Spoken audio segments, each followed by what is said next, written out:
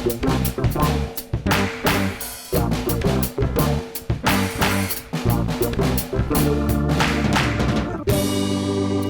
welcome to Star Wars Spelt Out. I'm your host, Josh Chapman, and today, TV series is done, TV season's over. Let's get back to the real stuff. Let's get back to the OG podcast for anybody who's actually listened to this just because of Skeleton Crew. We used to just interview people, and that's what we're doing.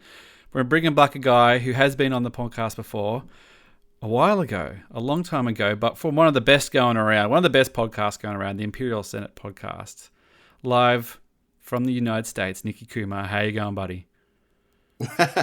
Hey, I am doing well. I think you're right. You know, it is time to get back to the basics. Let's not just get back to the basics, eh? You know, just see what's going on. Yeah, with people. That's right. Hey, man, are you all right, mate? Are you all right? Let's get back to the basics. You know, I am doing okay. Yeah, I think it's fair to say, it's probably, a lot of people know around the world, we had a really hectic fire episode in Los Angeles, not too long ago. But that was a weird way to start the year. Very, very, very scary. It was like strap in, man. We're not going to ease you into this. Yeah. No, it was a lot. I luckily, was not super affected. They were both rather far from me, and I was actually out of town for a lot of it. so like, well, even if I wanted to, there's nothing I'm kind of away now. No, so I'm at the and actually one of them started really close to my place, and it was like I was in the next zone to be evacuated had it gone. Oh wow. Had it gone to the right. Does your brain go if you're away, especially like obviously like you're home and everything, but do you go, is there something particular in the house you'd be like, oh my god, like if only I was there, at least I could grab that on the way out? It's really, or I won't say funny, but I had gone home for it was actually like an extended period of time because I didn't have a reason to be in LA at the sort of like holiday period. So I went before Thanksgiving and then was like, what's the point of coming back to LA for a week and then flying back for Christmas? So I was in Texas for like 2 months. I knew I'd be there for like a while. Yeah. And so I actually brought a lot of my important stuff with me. and something's telling me that I should just in case. I'm also an anxious person in that regard. So I wasn't thinking about fires, but I think about earthquakes all the time. Yeah. And so I was like, oh man, what if I'm gone and some like crazy earthquake happened? So I was like, just for the hell of it, I brought my big binder of like all my photo ops and like autographs from Celebration. I was about to say, yeah. Oh, like apart from the obvious family heirlooms and maybe your laptop or your passport or, a precious trigger. My second question would be like, what's the like silly Star Wars stuff that you would have taken? Yeah. But you've actually gone, oh no, the silly Star Wars stuff is what I actually took. Like that's, let's. No, for sure. Because I was already going to take my laptop. my Xbox had broken. And so I took my Xbox home to get it repaired. Yeah, and so like I had my console, my laptop, my passport, like I just had all this stuff with me. And then for whatever reason, my my Star Wars memorabilia, which like again, like I would have freaked out if it was here because I got a lot of stuff in there that I've just been lucky enough to get over the years. Especially so like like Carrie. Have you got a Carrie Fisher? I do. I have a photo with her. They don't make any more Carrie Fishers. I don't. I have a photo with her and Mark, and I have a picture from Return of the Jedi signed by both her and Mark that I got done in 2012 before we knew there were movies. So it was like so cheap.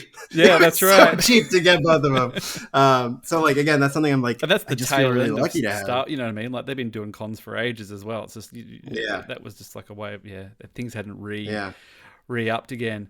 I don't know. I've never had to, I think about. I've got a lot of Star Wars crap in my room, but I don't know whether there's too much here that it would just be,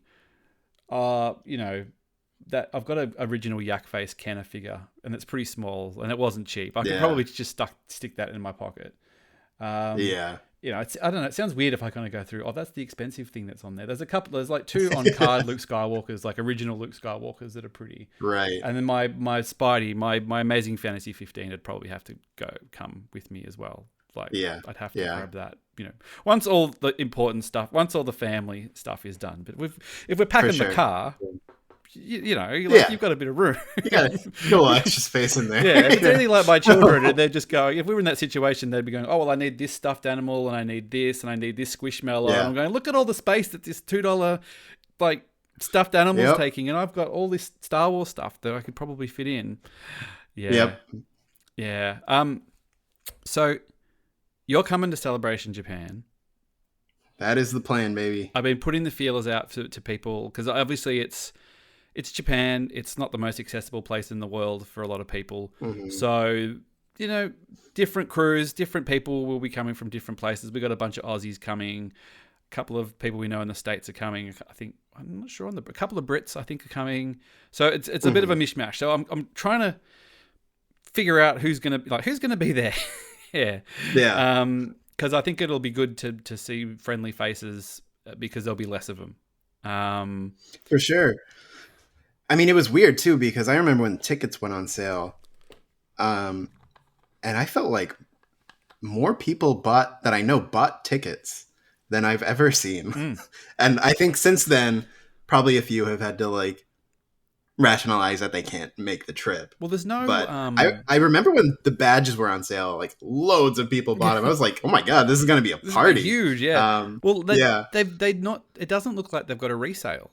So the last, like London true. and definitely London and Anaheim. I'm not sure about Chicago. I can't remember now. Had the light system. Like if you bought it and you don't need it, here's a system where you can sell it and we'll sell it on basically. And I think Light was actually an independent company. It wasn't run by ReedPop, but they used them to basically facilitate the sales.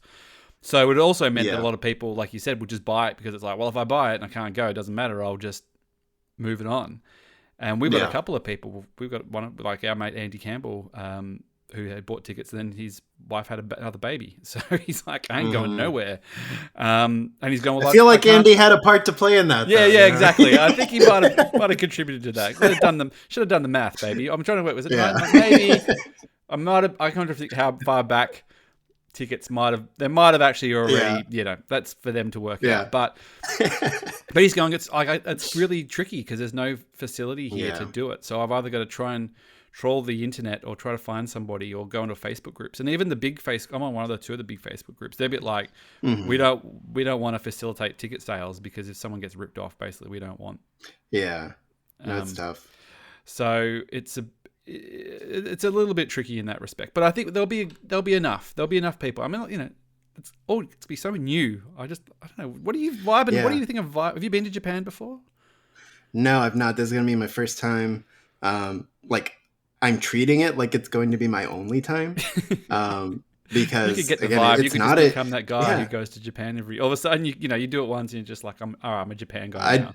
I'd love that. I'd love to enjoy it so much that I have to keep going. But like, yeah, again, it's not an accessible trip. Like, I mean, it's fairly easy. I mean, I live on the west coast of the U.S. Like, yeah, I can get there in one flight, but it's still a lot. And I think, I definitely just wanted to make the most of it. I'm gonna be there actually for quite a while. The plan is, I'm sort of doing like a vacation with my dad.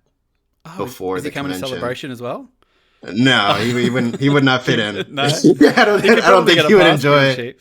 Yeah, because I'm coming. I'm doing a similar thing. I'm coming and taking my partner Kat and our 2 girls. So it's over Australian school holidays. So we're going because we've talked about. Kat and I went to Japan in 2013 when I moved back from England. Right. I went to Japan on the way home and met her. She came from Australia. I met her in Japan. But we both came back to Melbourne when I moved back from England. And, we had a great time. And we've always gone, I'd love to go back. And now we kind of felt like, we go and take our kids at some stage. Yeah. And then when they said, hey, Celebration Japan's going to be on, like any celebration, I kind of go, hey, because you've already been away. And then you come back and you go, hey, the next one's going to be going to go away in Japan. But Right. well, Kat was in London when I was there anyway, but she wasn't at Celebration. But I said, oh, it's Japan. Yeah. Like we could actually pull this off. Like Yeah. take the kids. It's the same time zone as Australia as well, so that makes it easier. That's And amazing. we're Because doing- you guys are always thrown all over the place. Like, well, this is the closest we'll ever get to an Australian one. So at least we've got a friendly-ish flight Yeah. and a very friendly time zone. So I was rapt when they announced it at Celebration because I know a lot of Americans and Brits were like, "Ugh, Japan." Americans particularly because they haven't had one for ages. But so we're doing we're landing in Osaka. We're doing Universal Studios and we're doing a whole bunch of different things. That's Kyoto great. And then Tokyo and so it'll be a different experience. And then I'll have my kids sure. with me on Sunday. So my kids are with you on Celebration Sunday. That's gonna be fun. I mean, like I'm sure hectic in its own way, but fun. That'll be cool. That's funny. I'm similar. I'm gonna go to Osaka first as well, and hey man, we might see sort you of there, walking hit around. these things. Yeah, and because I was like my bucket list Japan item is to go to Himeji Castle, which is from Tokyo like a 3-something plus hour train. Yep. Maybe even longer, but from Osaka it's like a day trip. And so I was like, oh, is like Himeji worth like an overnight trip out of Tokyo for? And I was looking on YouTube and it looked like there's not a whole lot to do in Himeji outside of the castle. Yep. So then it sort of became like, let's I was talking with my dad about it. I was like, what if we just sort of threw in Osaka and started there, did Kyoto and all that, and then went to Tokyo, and it worked out that way. So we're gonna we're go gonna there, cross paths couple weeks early. unintentionally. You know what I mean? Like it's gonna be on a Maybe train some platform. train, Or so, you know what I mean? Like it'll just be. Yeah. Oh my god! Of course I run into Nicky at a train station or in a 7-Eleven or something. Just That'd be completely very funny. because it's because there's other people and I've been messaging a few people that we know, just sort of saying, oh, you're going to be here, because I'm also trying to keep track because I'm doing the beanies again for Celebration, just trying to keep track of who wants one, who's actually going to be there for one. And because I'm shipping them straight from China to Japan, it's cheaper. So I'm just like, just let's have one. I'll have one for you. Don't worry about it. But I need to keep track of how many I got to produce and blah blah blah blah blah. So I've been kind of putting feelers out for people that we know who are going, and even now there's a few people who are like, oh, I got my ticket, but I still not 100%. I'm like, wow. Yeah. No, that I only got my stuff sorted out like last month in terms of like flights and hotels. Like for a while it was pretty like nebulous, and then I was getting worried and I was like, let's put some concrete things down. So like luckily now everything is sorted. It definitely feels like, oh wow, we're gonna do this now. Have you got have you got an autograph, like you're doing autographs and photos again? Have you got one that you haven't got picked? Let me tell you, This is the good stuff. This is what I was so ready to not do that because I'll respect everybody there. I've either already met them or I just wasn't as bothered about doing it. And then Oscar Isaac showed up. You're like, man, you completely ruined the budgeting that I had for this thing. I'm like, hey, if I stay here and I fly here, I think I can pull this off financially. Yeah, no, and like I get very like I get in my head too much about the favorite Star Wars character question. So instead, I think of it as a Mount Rushmore type scenario. And Poe Dameron is on my Mount Rushmore, and Oscar Isaac does not show up at stuff. No, and I was just like, this is it. This is gonna be it. So yeah, I got a photo op booked with Oscar. Well, and, it's similar to frequent contributor to the show, Catherine Neen, on this show with Diego Luna, who's never does cons, never does anything. And I know she can speak for her own stories. Anybody who listens to this knows that obviously Diego's one turning up at Celebration. He has been at previous celebrations, but he just sort of shows up and goes, oh, and then he's off. Exactly. And this time he's sort of doing the whole package. So she's sort of just gone, well, who knows if this is this is probably the only Andor thing they're doing after this. He's probably not going to bother turning up to stuff afterwards. This is the one and done. He might need a new, it might need a new pool or something. So he's just decided to to do that. So it's Yep. yeah, it's pretty wild. And you're an experienced photo taker guy, so you might have Yeah. to give us some tips on how to keep you cool. Yeah, honestly, it's there are a few times when I've met somebody and I didn't. And I won't say I regret it, but but I Like definitely notice when it. you're in the line, because I'm not a photos guy, but I get it. Like Hmm. I'm totally, but and I've been at the celebrations and people are like, I got to go off. I'm in line for Anthony Daniels or whatever, and they're Yeah. all waiting around. Like if you're in that, how far from the line? If you're in the line waiting to go, so say you're waiting for Mark Hamill or whatever, and you're in the they Hmm. say be there at 10 o'clock, and you're in the line. Like how far away from the curtain can you hear what's going on in there? Like, do you ever hear like screaming or yelling or wooing It or yeah, it's hard to say. It varies on what convention you're at. So like at Celebrate, actually no, maybe that's a lie. Maybe it is sort of the similar scenario where like I actually don't think you get a whole lot of it. Like you don't really get an idea of it until you're on the precipice. yep, I feel like they, especially with some of the bigger people, I feel like they keep it pretty curtained up. yeah, Um, in terms of, I think again, that's probably like people have tried to like snap photos from outside, yeah, and yep, they're probably trying to get less of that. I mean, even just looking at how they're now breaking things down, like there are now like surcharges for are you getting like a photo signed or like a Funko Pop signed or like a helmet signed?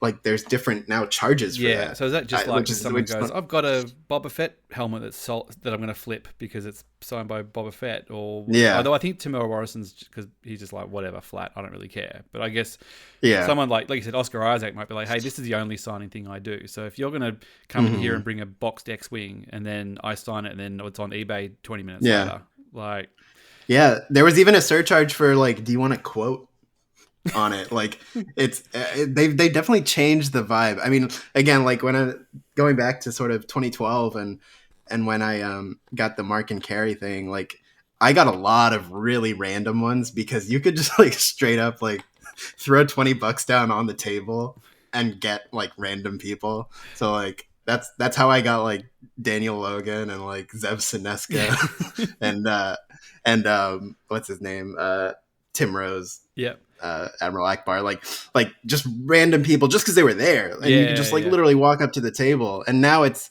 such a different enterprise. Like you got to jump through like 5 hoops I always feel like online, and it kind of gets to that point because it's like you said, there's a level of taking the piss that's just sort of yeah, they've gone look.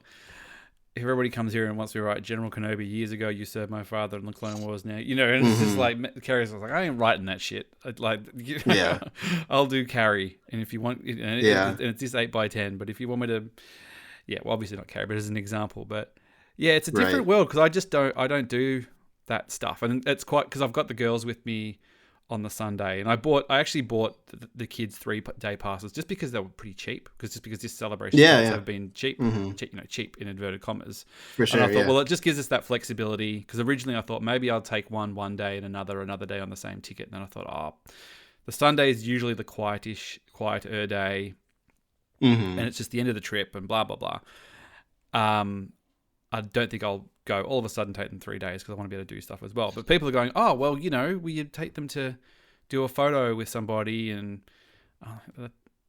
they're pretty indifferent. Like they like Sloan. My youngest yeah, Sloan is really into Star Wars at the moment, like really into it. yeah, Like she got a book voucher for her birthday, like $20 book voucher. She got any book she wants. She picked yeah, up like she wanted the graphic novel of the sequel trilogy. That's like a comic version, okay, like a manga version. She ordered it to get it. And she used all her right, money, and she's just like, "Look what I got!" And she hasn't even seen Rise of Skywalker yet. I'm like, maybe a okay, good thing you got that book beforehand. But anyway, um, yeah, but she loves Princess Leia and she loves Rey. They're like her hmm two favorite hmm characters. So yeah, if Daisy Ridley was there, and I was like, money was an object, and I said, "Do you want to get a photo with Rey?" I think hmm if we went up into the thing and Daisy Ridley was just there in like a t-shirt, she would just be kind of like, what's going on? yeah. Yeah, Whereas if there was just a yeah, random person in a Rey costume, like a good one, yeah, she'd go, right. "Can I get a photo with Rey at the thing?" I'm like, "Sure, we'll go up and we'll ask." And I think that'll be the vibe. Um, Yeah. Yeah, it's like it's almost like there's a age threshold for a photo op. It's like you need to hit that level where you are separating the actor and the character. Yeah. Like, and like that's a hard thing to do with a small child, Yeah, obvious for for sure. obvious reasons. Yeah, she's like So yeah, 6, it's so like she's just mhm, she's just. yeah. And it's the same. The thing is, like, if Carrie Fisher was alive, and I was like, "Do you want to get a photo of Mhm. Princess Leia?" And even if she had seen The Force Awakens, I think she would be a bit like, "Who's this old lady? Like, why is grandma? Who's this Why is this lady? grandma? Like, where's Yeah. Princess Leia? Oh, Princess Leia was Yeah. out on the floor, walking around on the thing. We saw Princess Leia before, because Return of the Jedi is like her favorite Princess Leia. Like, she loves the Yeah. Endor outfit. So Yeah. yeah.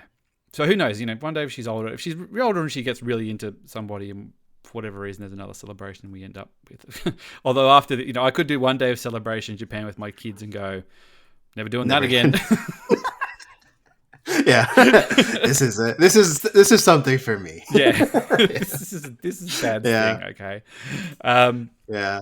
But yeah, look, I'm really looking forward to it. I just want to get the feel of how will it work in a non-English speaking country. I'm just seeing hmm Japanese Star Wars fans, like, trying to interact with them, and just get the sort of vibe of what that's like, and what are the For panels sure. like, and I just think it'll be really fun. I just sort of I think so too. I think there are things that worry me in terms of like localization, in terms of where we are, because like I know I'm not in Chiba, like for the hotel.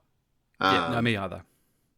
so that those are the things I wonder, because like is everybody gonna be too spread out? Is it gonna be hard to like socialize Yeah, at the end of the day or whatever?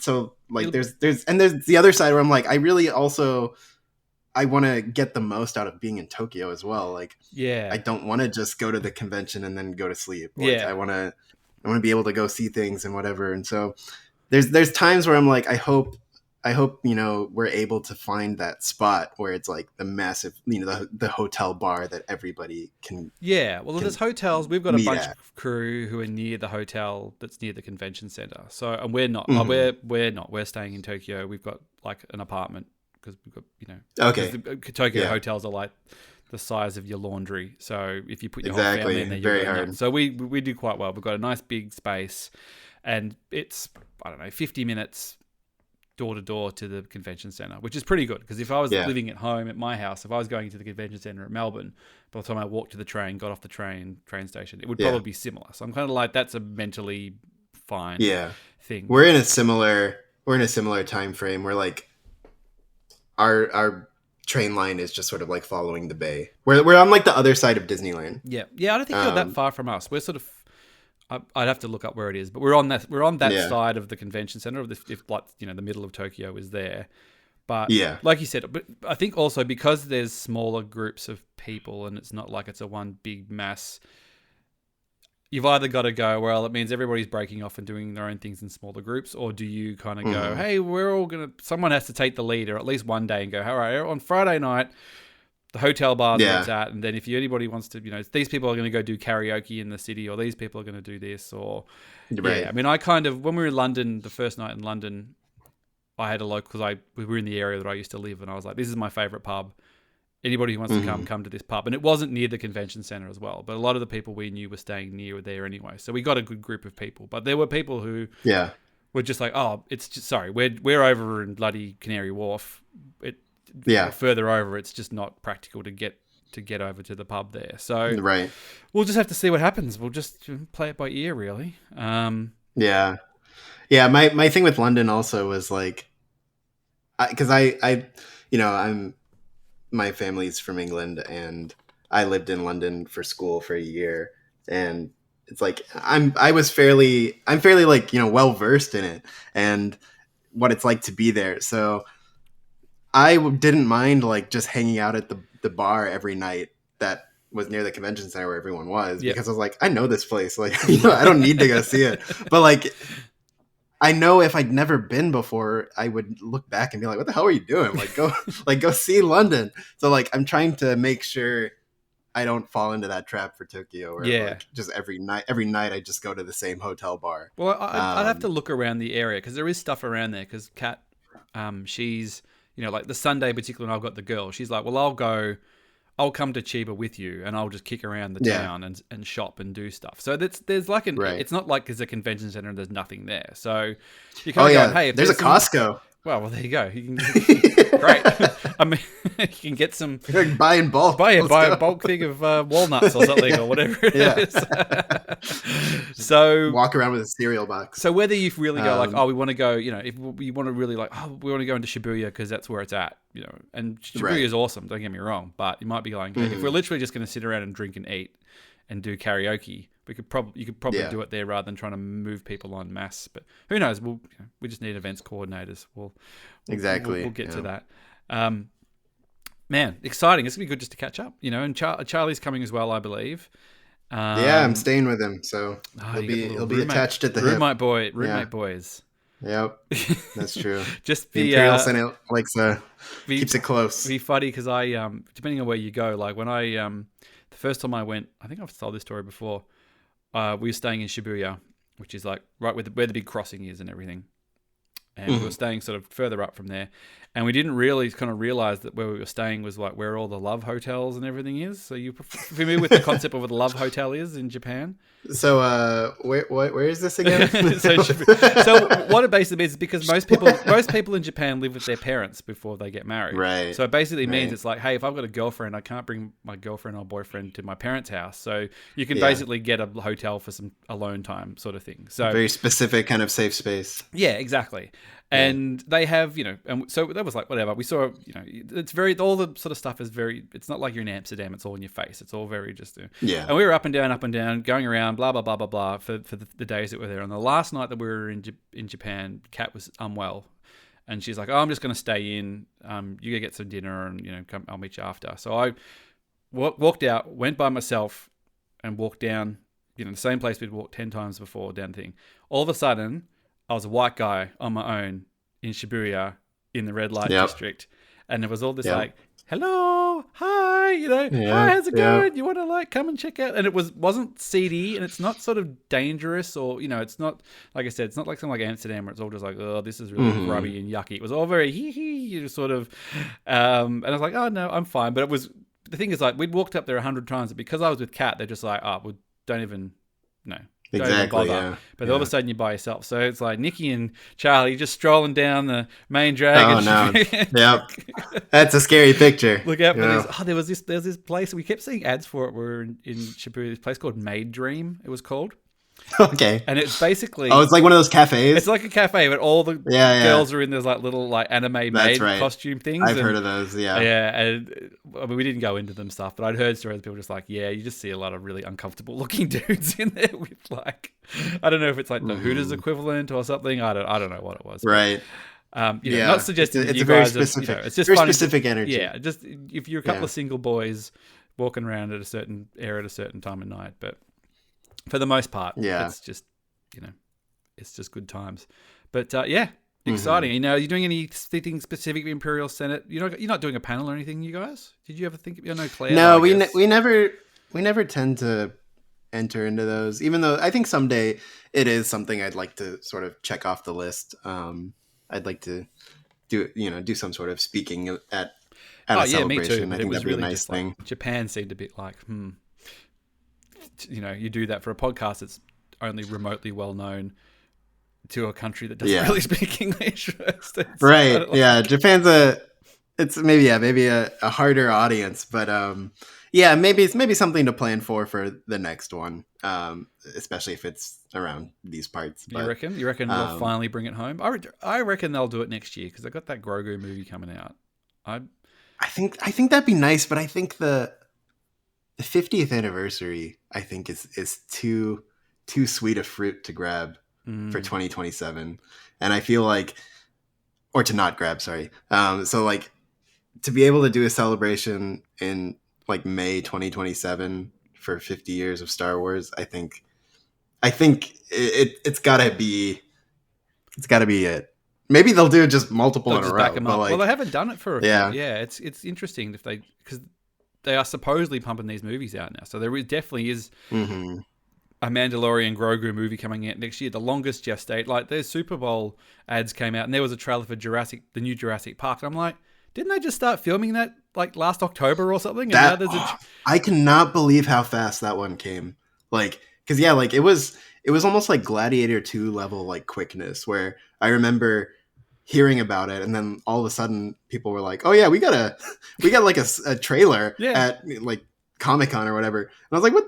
Didn't they just announce this?" So like, Mandalorian and Grogu movie so long. Like, it's literally like another year and a half away, and they finished. They already finished. They just sit. I don't. Like, it purely must just be going.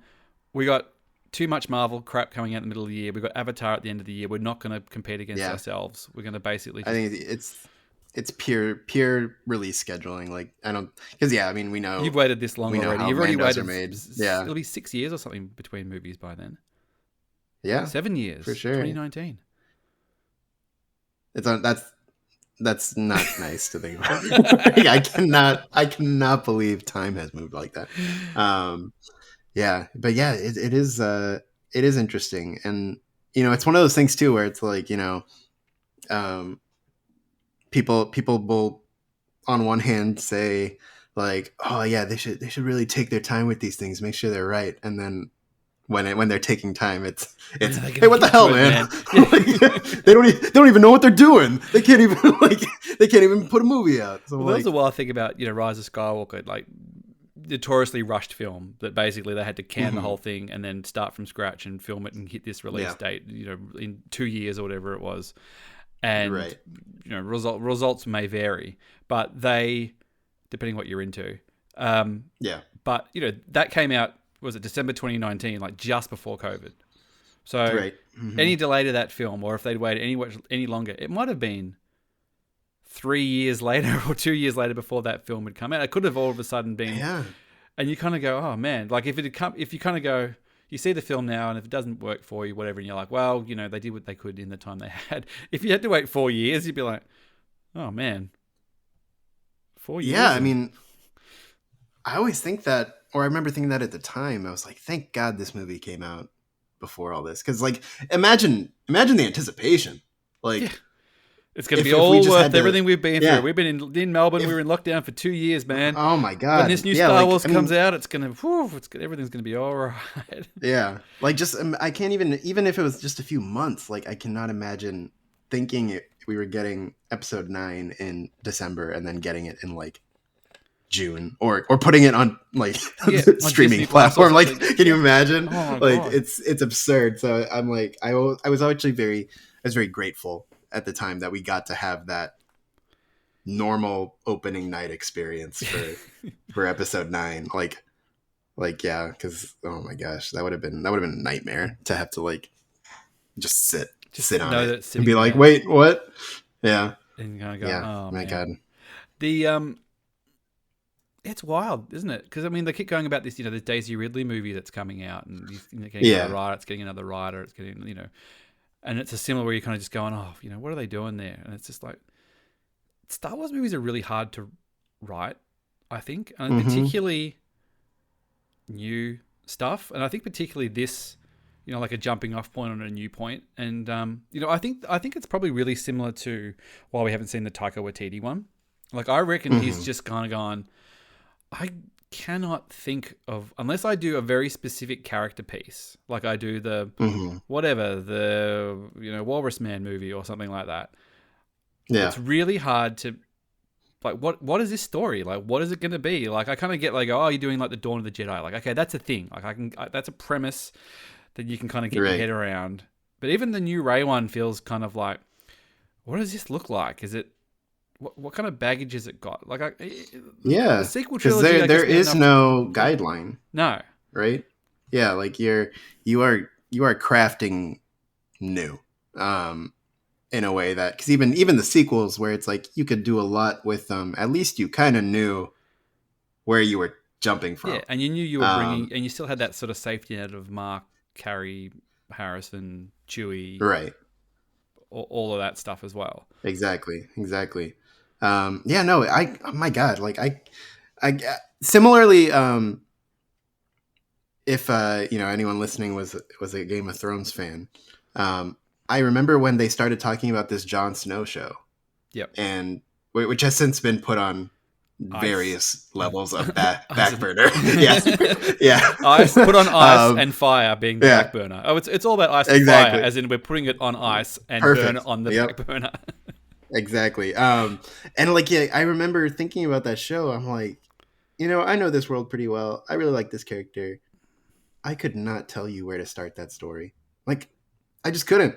Yeah. And like this, that takes a. You diminish everything that's happened before it if you do some weird Yeah, TV like show. it's very. That's just a really tough place to start, and I don't know where you start. I'm not saying you can't do it, but it's like I don't know where to start with that, and it's sort of.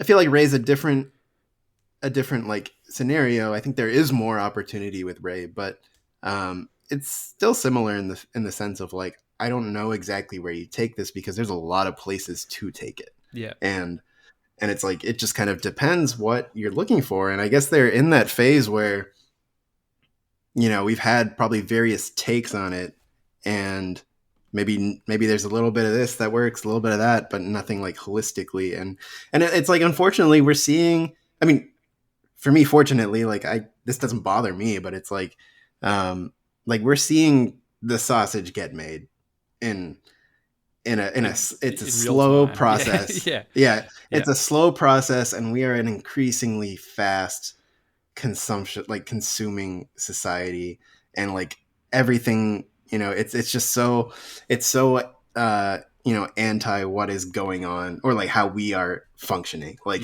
especially in this sort of like that we're probably at the tail end now of like the streaming boom, but like we remember that fateful December day in 2020 when Disney was like, we're gonna do everything, and like it's like, and there was like 50 projects across the Disney brand, and it's all going on Disney Plus, baby, and it's all gonna be great, and now we're in the slowdown where it's like, it's not fast paced, it's and like, to me, it's like I always sort of lament this time, and I'm not like, I wouldn't cast like judgment on new Star Wars fans, but I think it is a newer Star Wars fan issue, because it's like the ones who started in this sort of Disney era have always had this idea of what, and what's next, right? Like we think of that Investors Day, and it's like, oh my God, so many projects, and it creates this environment where you pick your winners and losers before anything's even been done. Like there's so many people where it's like something comes out and they're like, well, I wasn't excited for Skeleton Crew, but it turned out to like it. Or I wasn't excited for The Bad Batch and I turned out to like it. Like, you already cast your judgment on a thing before anything's been done, like just simply on title. Yeah, because the stakes are lower as well. Because you're just like, well, if it's, which is good and bad, because like I feel like I'm just ragging on Rise of Skywalker. I'm not trying to rag on it more, but it's a movie that I don't particularly think's great. It's probably my least favorite. But the stakes are lower because I'm kind of like, well, I just know there'll be more. You know what I mean? Like at the end of Revenge of the Sith, which I enjoyed. I remember walking out of the Revenge of the Sith at 3 a.m. in London, walking back to my house. Full circle, baby. I just kind of sorry, full circle. Yeah, I was just like, we went full circle. Yeah, and then but just kind of going, but like it's a very emotionally impacting film, especially the end. But also just going like, well, that's it. Like, I'll never see another Star Wars movie again. And I'd sort of ramped myself back up for it in my early 20s when those prequels came, and then got caught up in it, and then had sort of, but it was it was 3 years a movie then, so I had like 6 or 7 years of whatever of waiting around.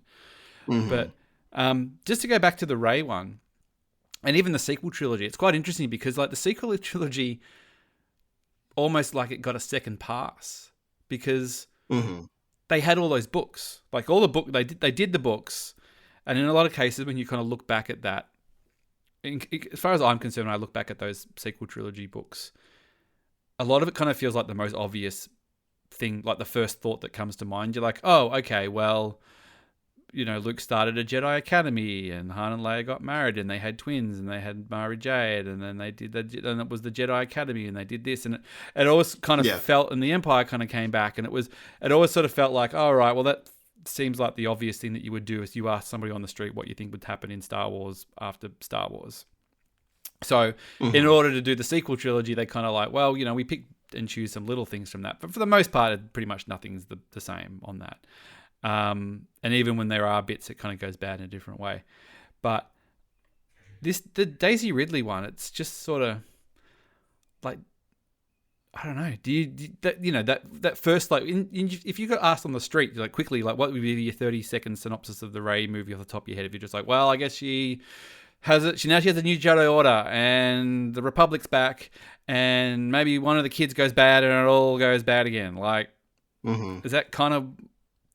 Do you need to push a little harder? Yeah, I see what you mean. Yeah, it's no, it's tough, and like I've been like for people who don't know me that well, like I we all know you. I'm a writer. Like I that's what I've come to Los Angeles to be and do. And in my fun time, I play little Star Wars fanfic games with myself and play. Like I say, oh, what if I do this little Star Wars thing? And one of them that I came across was like I just sort of felt like doing something like 5 years after Rise of Skywalker, and I remember like sitting down and thinking like, well, yeah, what would I want to see, and like what are the stakes like that we can include here, because we've ended the Sith, we've more or less ended the threat of the Galactic Empire as we knew it, and Palpatine and all that. And it's like, what are the new stakes? Like and I don't want to sit here and like give everyone like my stupid fanfic. Yeah, like that's my intellectual property, man. Yeah. I'm not having this. Like, yeah. Who knows? This not even from a point of like. I sit down at movies and I'm just, and you're like that. What's his face? That stupid. They stole my idea. You stole my idea. Yeah. Oh. I don't even mean it from defensive-ness, but just like I don't want to bore anyone. Yeah. But like, I've got some diagrams I can bring out if you really want. Yeah. But it's a tough question to ask. And like how much of a left turn do you take? Do you go safe? Do you what was it take? There must be a premise to get Daisy Ridley back in the door. Like in addition to Harrison Ford levels of money that they're probably throwing at her now to and that was always the you eat it on the first ones and then you make your bank on when they bring you back. Yeah, I think she's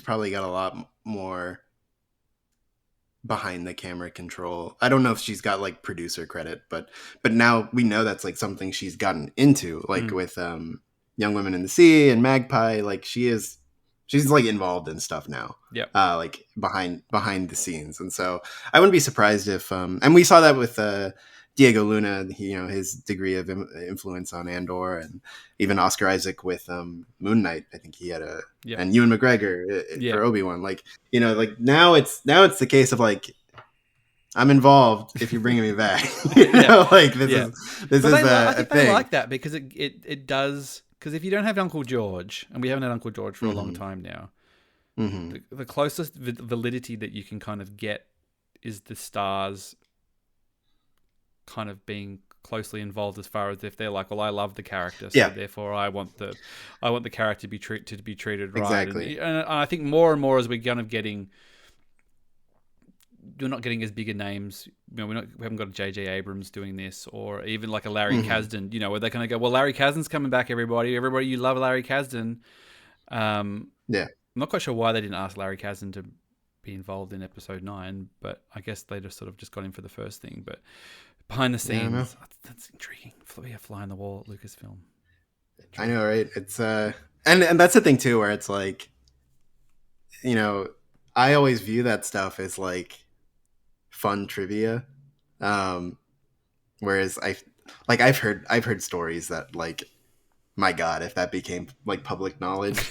Right. Well, celebration of the few sagas in you, mate. You're gonna have to spill the beans. Oh my God, you can see the thumbnail. Like you can just see the thumbnail reactions like on YouTube. Like oh my God. It's like I exactly. I've worked for some big. That's why I enjoy it. Like I don't sit there and say like, oh my God, what a disaster. Like it's really just like, that's Hollywood, baby. Yeah. That's showbiz. Like that's how it goes. And it's there are things that are like, ooh, someone got done dirty, but it's almost like it's not personal. It's like, to quote pirates, it's just good business. Yeah. Like, it's like there's just stuff where it's like that just happens. That does, this, that, whatever. People getting switcherooed all over the place. But it's not like unique to movies. Like I said, I've worked for some big organizations in Australia and in the UK, and it's always migrating factors, whether it's people or personnel or anything, or people leave, people change, people's ideas, people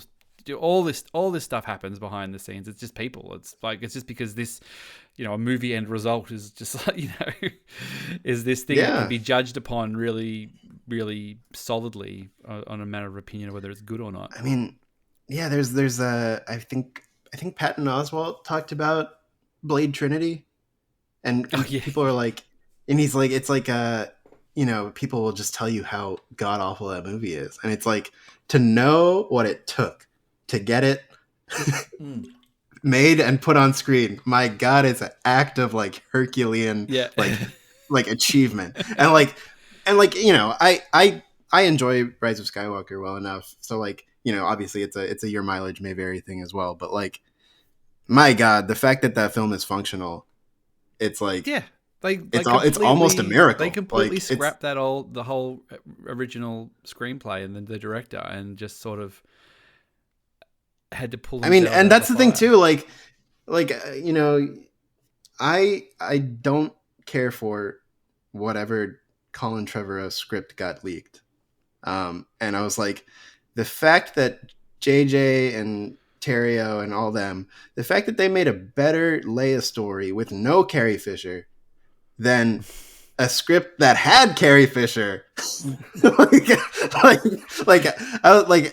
I could not believe it. Like, I've only read the somebody did a graphic novel version of it, like a comic version, and I read that, and even that I was kind of like, this just feels like, no offense, like bad fan fiction. Like, it was just like Kylo uses Mandalorian armor to. I'm just kind of like, who is writing this? This is. I think the one that eventually, like, the nail in the coffin was this idea of Rey needing to tap into necessary rage, and I was like, oh, okay, so you just don't understand it. Yeah. Like like that. There's certain things that like.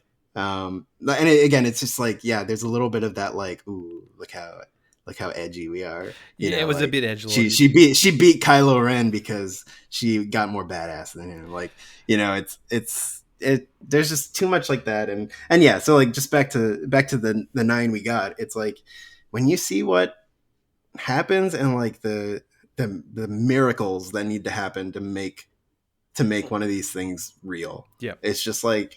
You kind of you have to appreciate that side of it. Have you ever, regardless of where the film lands. Have you ever watched this is a sideways tangent. Have you ever watched the extras of the Hobbit trilogy? Like they do those extended. They do the big box sets. Yeah, and they have all the making. Exactly. Have you ever watched the making ofs of the Hobbit ones?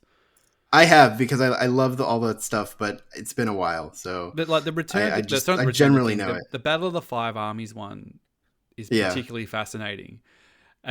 It's just like, literally they're just going, oh, we literally ran out of time to do this. Like when we started this thing, we had 4 years of preparation to make Lord of the Rings, and we did everything. And then when we made The Hobbit, we had no time. We took over from Guillermo del Toro, who couldn't wait any longer because they just dicked around with the rights.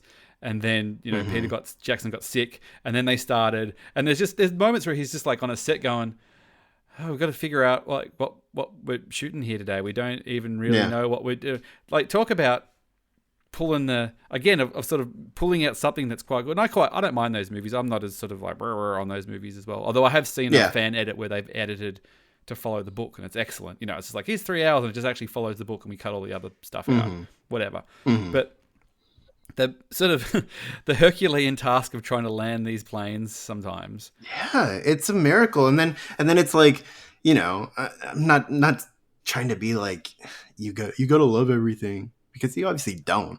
But like, I just know for myself,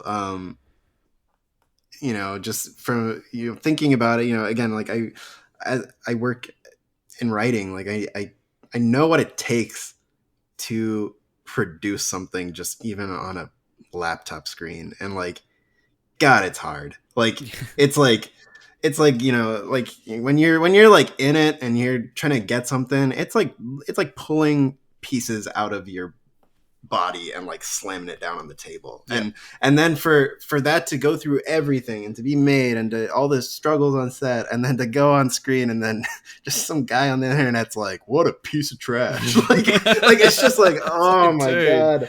Oh my God. Like, so that's like, if I could impart something upon the world, like I'd just be like, just appreciate. That's why people I work admire like hard, something man. like The Room. Like Yeah. ridiculed as one of the worst films ever made. I went to the first UK screening of The Room when it came out, and no one knew what it was except for it was just, it was hilarious and bad and blah blah blah. But you kind of go, well, you fronted up. You had a dream. You wrote it. You financed it. You did it. You put it up. Like obviously you want people to love it, but I don't see anybody else doing that. Like it's sort of yeah. like, I mean that's Taika came up earlier. That I always love this sort of Taika quote of the greatest. Oh, so I can't remember it exactly, but it's like the worst movie ever made is still better than the greatest script never written. Yeah. Like you gotta just, if you made it, it won. Yeah. Like I could be sitting here on the greatest Star Wars movie of all time, and if it's never written and never put in front of the right people, like, it doesn't mean a single thing. Well, that was sort of to bring it around. It was sort of going, well, why I think this Rey movie is just particularly hard nut to crack, because it's like I said, you go down that obvious path. Like I said, if you sit around your friends, you're just like, well, the sequel trilogy, the Rey trilogy would be this, and it's just like, well, are you just going with the first thing you've thought of? Are you actually trying to, and I feel like I have a feeling that they're not just writing one movie. That obviously they're trying to plot out a thing. Like I think Daisy Ridley is committed for a while now, and she's sort of the face of stuff going forward, and she is a hot property. Yeah, I think absolutely. there was that article that came out about her being like the number one like tool that asset. Like everybody wants. Yeah, the asset. Yeah, that everybody wants, and I think that is definitely the case. Oh, absolutely. I mean, Harrison's done. Mark Hamill will graciously probably come to stuff if you ask him, but they're all blokes in there. Sort of, they're getting older now. It's sort of, I don't know. It's hard looking at Harrison Ford being old sometimes. Although, like, I know, watching right? something like Shrinking, he's still great. Oh, Shrinking, he's still great, but it's like Shrinking is just brilliant. I'm just kind of like that's how I just think he probably is. Like he's grumpy, but he's mischievous. Have you played that Indiana Jones game that's come out recently? Oh, I've not, but I've only heard great things. Oh, it's just awesome. Like if you plan on playing it one day, wait and enjoy it. If you think you'll never get around to it, like just watch the cutscenes, because it just plays like this fabulous Indiana Jones movie. You can just watch the cutscenes and basically get yourself an amazing Indiana Jones movie. That's great. And it's young indie. I had no problem with older indie, but there is something special about sort of Raiders of the Lost Ark indie, and they nail it. So it's all the mannerisms I need and to. The way it all sort of plays out. Yeah, no, that's something I definitely wanted to make time for, because, again, it's just one of those. Indiana Jones is as close. I mean, not to the degree of Star Wars, but like just as a kid, like they were the same. Like it's like. Do you remember how old you were when you first saw any one of them? Oh man, too young? Do you think? I'm just sort of wondering when I'm going to introduce it to my kids. I think they're too scary for my kids at the moment. They get a bit scared. I was probably generally young. I don't know why. Like Jurassic Park, I saw when I was like 4. We went and saw Jurassic Park, and I loved it. We went to Jurassic Park with my family. So it was 93. Yeah. I would have been 93. I was 13 or 14 or something, and it was. We never, where we grew up, we didn't have a movie theater. So the idea that we would go to the movies as a family, that might be the only time now that I can think of. I think this might be the only time in my life that my whole family, as in my mum, my dad, my brother and sister and I, went to a movie, just us. I can't think of another time we all went to a movie together. I have to check. Maybe my brother's listening to this. He can come back with that. But we all went and saw Jurassic Park because Jurassic Park was the biggest thing in the world. We must have been either in Melbourne or we were away somewhere where we had access to a cinema, so we went.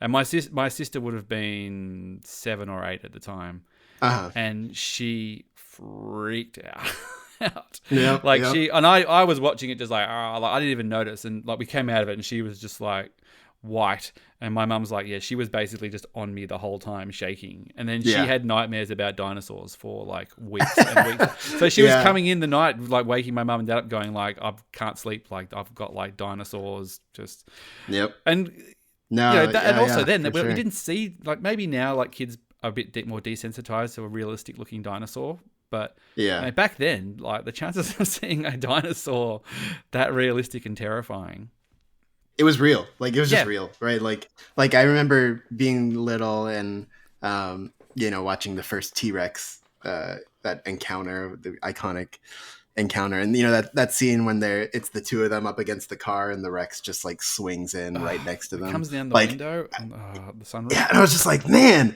it is like, it's real. How'd they do that? and Jurassic Park for sure. I was little. And it, like, I remember The Lost World is, in my head, it wasn't the first movie I saw in a cinema, but it was the first one I remember finding out we were going to and being hyped. Oh, yeah. So that was like 97. So I was like about 5. Yeah.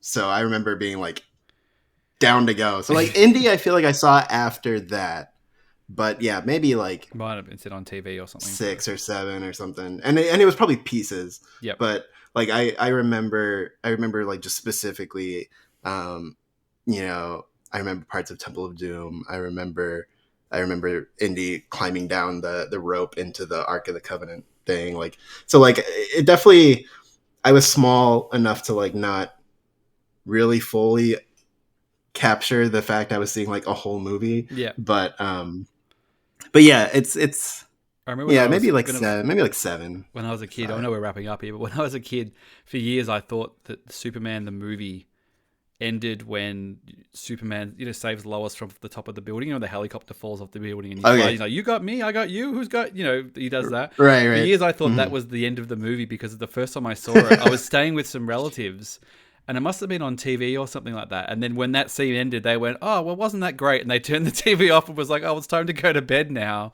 And they and so for years, I thought that was the end of the movie, because it's quite a long movie. So there's like an hour of lead up before that as well, before you even get to see Superman sort of Superman up.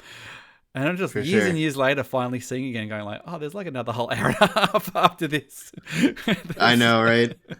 That's such a like amazing transition in life too, when it's like you're finally understanding what people say. Like I remember, I don't know how old I was, but I was like, a kid, and I remember just watching the Battle of Yavin, like part of New Hope, and being like, oh, those are the words they're using. Like I was so little when I first watched it, like it was just happening to me, right? And I was like, oh, okay, so that they're talking about a targeting computer. Okay, so it's such a like unique part of life. Yeah, and like I remember specifically with Jurassic Park, I was small when I watched this. Like, it was I remember our babysitter was there and it was on, and it was the part when Dr. Grant climbs into the tree to get Tim out of the car. And when Tim's like, I threw up, I remember I asked my babysitter, I was like, what did he say? Like, what does that mean? Like, I did not even know the concept of like, what is throwing up? You'll find out. And so 20-something, 30-something years later in Tokyo, you'll find out exactly what that means. When I hope not. Oh man, too many sakes on the main streets of Shibuya. We're gonna keep it clean. We're gonna know the threshold. That's right. That's right. Yeah. Thanks, mate. So nice to catch up before, hopefully we'll get to spend some time just hanging in Tokyo, just with the crew and getting and just enjoying it all and taking it all in, just going, this is pretty wild. So you probably get a microphone shoved in your face at some stage there to put you on the spot. And as you, I feel like that's before. The most right. That's like the most I've been on the show. It's like you have been on you've been on a dedicated. There is a dedicated. I did look up that there is a dedicated episode years and years ago. pre-celebration. We've sat down for sure. We've definitely Yeah. sat down before, but it was good just to do a little catch up before then. But is there anything you want to promote or plug before we send you off? Yeah, not too much. Just I'm on the Imperial Senate podcast. That's at Imp Senate Pod. Oh gosh, I plugged the Twitter and we don't really use that, so I don't know. I don't actually know the Blue Sky. It's on Blue Sky. For it, you'll find it. Imperial Senate. Yep. You can check it out on YouTube as well. Anywhere you get podcast stuff. It's been a little slow recently, but there are episodes on there. And then on the Imperial Senate feed itself, I have a show called the Yup Nub Club, which is really just whatever I want it to be. There's various topics in there, some guests. So that's just a random chat as well, and that's just again in the Imperial Senate feed. So that's kind of the only things I got going on in this space. But hopefully it's pretty good. Hopefully we'll do some fun stuff in Japan as well. And, that's right. Get the people to hear what's going on. But yeah, always a pleasure, never a chore, hanging out here. Always good, mate. That's it. Thanks everybody. Back to original format. We'll try and get a few more guests in before we hit Celebration. It's all about time when we can do stuff, unless an Andor trailer drops before Celebration, and we'll bring Catherine back in to do her wrap-up review reaction, because that's what the people want. And thanks a lot, buddy. Thank you. Pleasure. And we'll catch you later.